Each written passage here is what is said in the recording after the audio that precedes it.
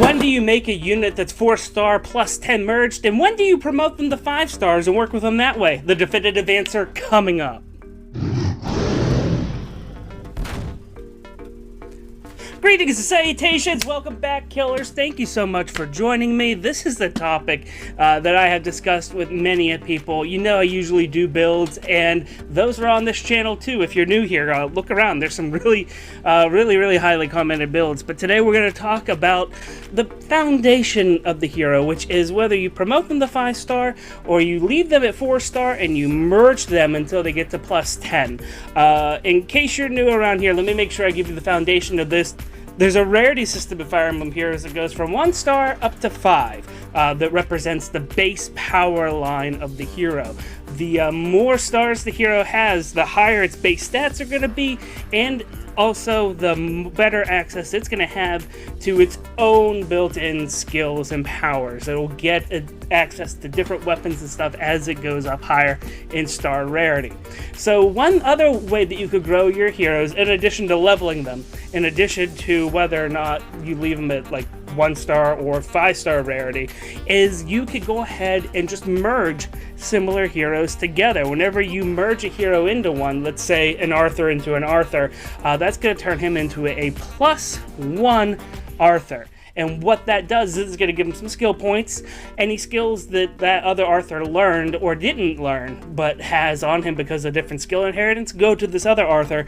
And he also gets 2 random, it's not really random, it is in a pattern, but for sake of this video, 2 random stat points that are bumped up. Conversely, whenever you unlock somebody's potential, specifically this same Arthur from 4 to 5, it's going to give him +2 to every single stat that he has, in addition to unlocking skills that he would have as a 5-star. Usually for Arthur, this isn't a heck of a lot, like a plus Emerald Axe, something like that. For other heroes, it might end up being a legendary weapon or some other preferential weapon, other high-tier skills. And so it's a big decision to decide whether or not you're going to keep a hero at 4 stars and merge them, or if you're going to invest in them, turn them into a 5-star hero and even potentially go higher. The thing is that a 4-star plus 10 hero, skills not computed in this, is equal to a 5-star plus 5 hero. So you're going to have an easier time to plus 10 a 4-star hero than you would get merges on a 5-star hero just from feathers alone. But there are definitely good candidates to 4-star plus 10 merge, and there are great candidates to turn into 5-star by promoting them and continuing to develop them that way. And what is the criteria for that? Well, to be quite honest with you, the first criteria point in this is how much do you like the hero? Because if you really like them, you're probably going to want to promote them to 5-star, and here's why. Not only do they get a little bit jazzed up as far as having visual effects on them once they're 5-star, but they also give you additional lines and conversation whenever you're tapping them in your barracks. They also give you a confession whenever you reach level 40 with that hero again, and unlocking their potential is going to reset their level back down to 1. So these are all nice little bonuses that if you really like a hero, that's how you're going to get those. And so, to be honest with you, beyond all other logic I'm ready to present, if you like a hero that much, you're going to 5-star it. It sort of doesn't matter where else it falls in the spectrum. Outside of that, however, there are some great reasons to have a 4-star plus 10 hero and unlock the potential of others. And I'll start off with, first of all, sometimes you just need to have that preferential weapon or the legendary weapon that hero has. Now, as a small trick to put in your back pocket, if you have a 4-star version and a 5-star version of the same hero, you can merge the 5-star into the 4-star. It'll give this one a plus to its merge value, and any kind of special legendary or other unlocked things that this hero may have gotten will go into this one. So you can actually bring a 5-star level weapon and bring it down to somebody who's 4-star and let them learn it. That is a possibility. But outside of that, sometimes you really just need to have the hero at 5 stars in order for everything to work. There are some heroes like Camilla, well, Grima falls into this, but she's not within this case. But Camilla.